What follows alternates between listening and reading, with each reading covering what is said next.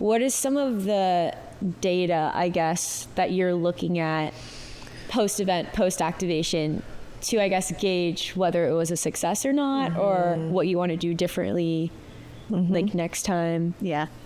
I feel like there's so many data points. Like the first data points that I'm looking at are actually like how quickly people sign up for the event once we drop it. Like if it gets ran up, you know what I mean? I know that people are excited, the event energy is going to be really good, and that kind of motivates you to kind of get on your P's and Q's, so it's not like this afterthought of like trying to close the number that you want to get to like day before. So that's like one data point that I look like. What was the timeline of like this percentage by day one, this percentage by that? And then I would say post-event, one, like the number of new contents that you have in your database is a huge thing. And then I would also say something that I pay close attention to is like your open rate post-event of that like recap email. That kind of lets me know, oh, people are really excited. And generally, if your event is great, your email list or your email send post-event will have a higher open rate. So for me, I'm like, if we average 20%, I want to see a 50% open rate after this event for me to feel like it was successful. Right. And sometimes it'll go up to like 60 or 70. And so people who clearly didn't attend also are interested or felt like there was an energy that they missed.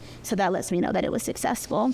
Yeah, I would say the same. You're looking at, I look at like locations. It depends on the type of event, but like where did people travel in from? How did people find out about the event? So, you know, can we track, is it website? Is it social, whatever the like entry points are to registering? Audience data, like who are the people that came? You know, how can we retarget these people after the event? First timers versus returning. Like, it to me is cool to just see the type of people, right? And how they come in. And then I think on the back end, it depends on the goal of the event, right? Like, are you trying to lock in sponsors? You know, we do events where we're doing this cool experience for, you know, people who sign up, but the real is we're trying to lock in 2 or 3 heavy hitter sponsors that we're inviting out to experience it, that saw what we did, and they're like, I want to be a part of this next time. And that's what success is for the client. It's a good data point. Yeah. Like, this event costs us this much, and we have this much covered for the next event. Exactly. Right. Is that something you decide in pre-production? Is that important in pre-production as well as like the goal setting? 100%. I think when you are locked in with your client to say, what does success look like for you coming out of this, right? Outside of the experience that we're about to create, what is success?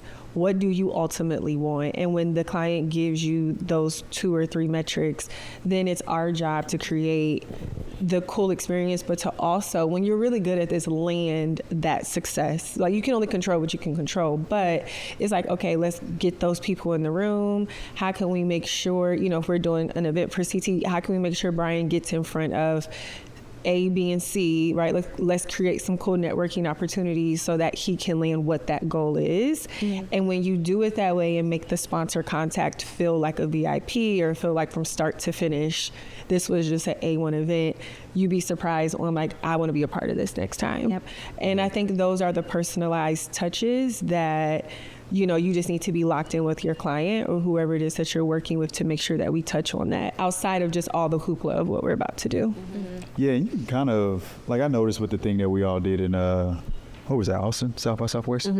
Like, I knew probably maybe like a week or 2 beforehand that event was going to be a success because we were running ads on the front end, and I was sitting up and I was looking at the data. And I'm like, people are signing up, and I kind of knew how many people attended last year, and I'm seeing how we're pacing this year. So it wasn't a surprise once we got on site, because I knew once we got on site, we were going to show up the way that we were going to show up. We were going to get all the content that we needed, but then there was another company there helping source some of the like more of the logistical side of things.